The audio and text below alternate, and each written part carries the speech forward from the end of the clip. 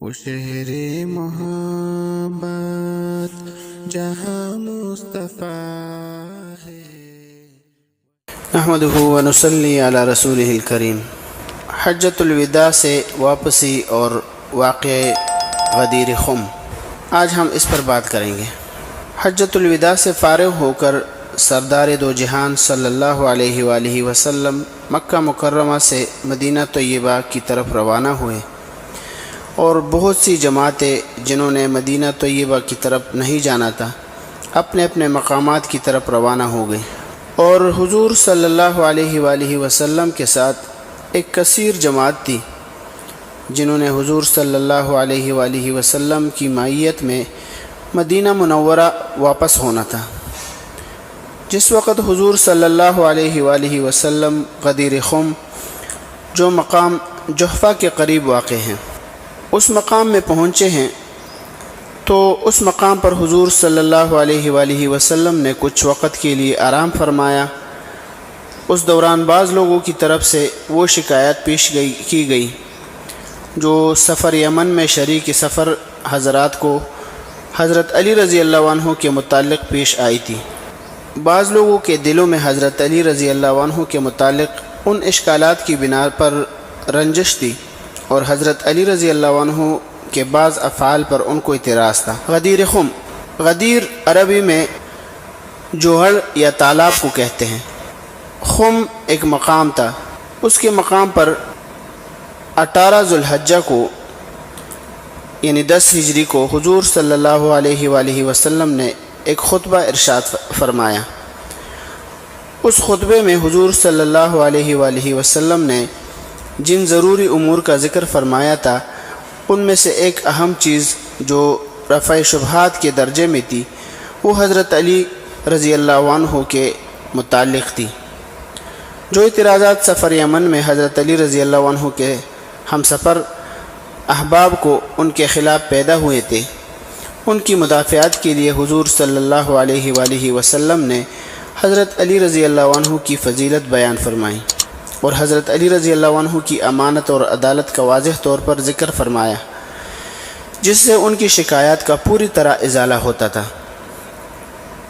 ان کلمات میں ایک کلمہ سب سے زیادہ مشہور ہے، وہ یہ ہے کہ حضور صلی اللہ علیہ وآلہ وسلم نے حضرت علی رضی اللہ عنہ کے متعلق ارشاد فرمایا کہ من کنت مولاہ فعلی مولا، یعنی جس شخص کے لیے میں محبوب اور دوست ہوں، پس علی ابن ابی طالب بھی اس کے محبوب اور دوست ہیں۔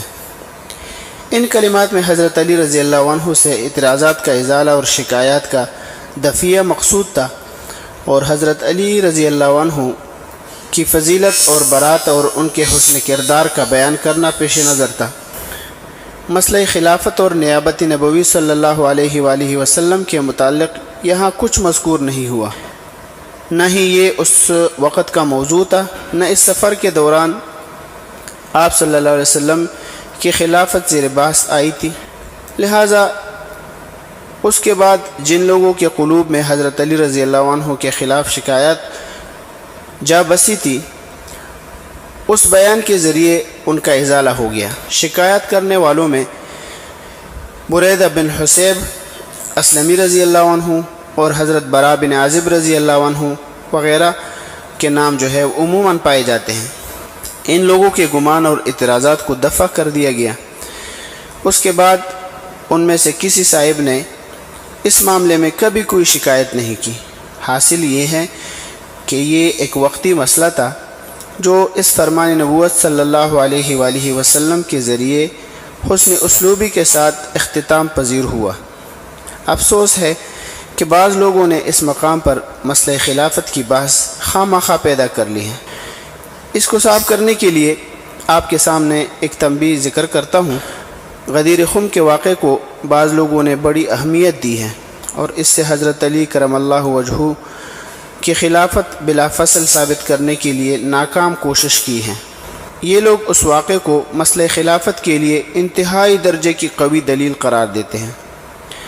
یہاں چند اشیاء غور طلب ہے، ان پر توجہ فرمانے سے یہ واضح ہو جائے گا کہ یہ دلیل مسئلہ خلافت کو ہرگز ثابت نہیں کرتی۔ اور عدم اس بات مدعا کی بنا پر یہاں تقریب تام نہیں ہے۔ جحفہ کے مقام کے قریب ایک تالاب تھا جسے غدیر خم کے نام سے موسوم کیا جاتا تھا۔ یہ مکہ مکرمہ اور مدینہ منورہ کے درمیان واقع تھا۔ جس وقت حضور صلی اللہ علیہ وآلہ وسلم مدینہ منورہ کی طرف روانہ ہوئے تھے تو راستے میں اس مقام پر آپ صلی اللہ علیہ وسلم نے سفری تقاضوں کے تحت کچھ وقت کے لیے قیام فرمایا تھا، تو اس دوران بعض ضروری چیزوں کے لیے حضور صلی اللہ علیہ وآلہ وسلم نے ایک خطبہ ارشاد فرمایا۔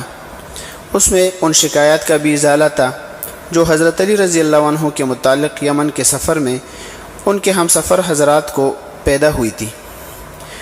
ان شکایات کا پہلے میں نے ذکر کیا۔ حضرت علی رضی اللہ عنہ سے متعلق شکایت کا ازالہ جن الفاظ سے حضور صلی اللہ علیہ وسلم نے فرمایا ان میں یہ جملہ مذکور ہے، من کنت مولاہ فعلی مولا، یعنی جس شخص کے لیے میں محبوب اور دوست ہوں پس حضرت علی بن ابی طالب اس کے محبوب اور دوست ہیں۔ اب اس اعلان کا صریح مفہوم یہ ہے کہ حضرت علی رضی اللہ عنہ کے متعلق آپ لوگ ان شکایات کے سبب بدگمانی نہ کریں۔ حضرت علی بن ابی طالب رضی اللہ عنہ بغض اور عداوت کے قابل نہیں ہے، بلکہ یہ تو اپنی دیانتداری اور بلندی اخلاق اور کردار کے اعتبار سے محبت اور دوستی کے لائق ہیں۔ یہاں مسئلہ خلافت اور نیابت کا ذکر تک نہیں ہے۔ نہ کسی جماعت کی طرف سے آپ صلی اللہ علیہ وآلہ وسلم کے سامنے خلافت کے مضمون کو زیر بحث لایا گیا، اور نہ ہی کسی شخص نے اس کے متعلق کوئی سوال پیش کیا جس کے جواب میں آپ صلی اللہ علیہ وسلم نے یہ کلام فرمایا ہو۔ فلہذا اس کلام کا وہی محمل درست اور صحیح ہے جو پہلے ذکر کر دیا ہے۔ مسئلہ خلافت کے ساتھ اس کا کچھ ارتباط نہیں ہے، بلکہ صفائی معاملہ کے درجے میں یہاں حضرت علی رضی اللہ عنہ اور ان کے معترضین کے درمیان ایک حکیمانہ اور ناصحانہ خطبہ تھا۔ حضرت علی رضی اللہ عنہ سے بدگمانی اور سوء ظنی رفع کرنا مطلوب تھی جو اس وقت کر دی گئی ہے۔ پھر اس روایت کے اگلے الفاظ بھی غور طلب ہیں۔ ان میں موالات اور معادات کو ایک دوسرے کے بالمقابل ذکر کیا ہے۔